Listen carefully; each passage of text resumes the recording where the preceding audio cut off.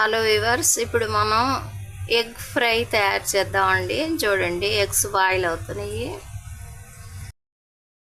బాండ్లీలో ఆయిల్తో అల్లం చిన్నులపాయల paste and cocoa powder fry అవుతుందండి. కొద్దిగా ఉప్పు యాడ్ చేసామండి.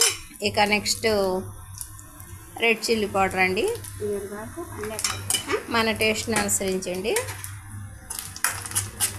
లో ఫ్లేమ్ మీద ఆయిల్తో ఈ విధంగా cocoa powder, ginger and garlic paste, red chilli powder, salt అన్నీ ఫ్రై అవుతున్నాయండి.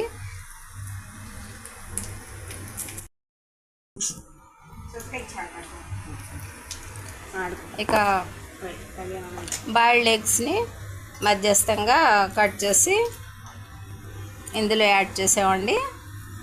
పైన కొద్దిగా సాల్ట్ యాడ్ చేసామండి. ముందుగా కోకో పౌడర్ అండ్ పేస్ట్లో చేసిన ఇప్పుడు ఎగ్స్ పైన కూడా కొద్దిగా salt and red chilli powder add చేసామండి.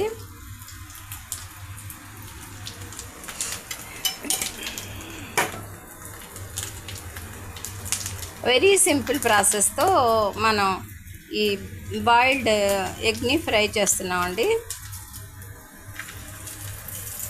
మా ఈ చిన్ని వీడియోని లైక్ చేయండి, షేర్ చేయండి ప్లీజ్.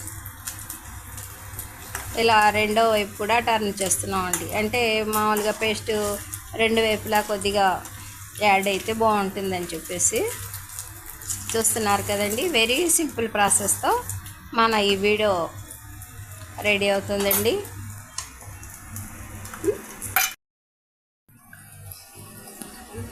మన ఎగ్ ఫ్రై రెడీ అయిపోయిందండి. మా ఈ చిన్న వీడియోని లైక్ చేయండి, షేర్ చేయండి. Baby Shafika Sona homely kitchen షార్ట్స్ని సబ్స్క్రైబ్ చేయండి ప్లీజ్. బై అండి.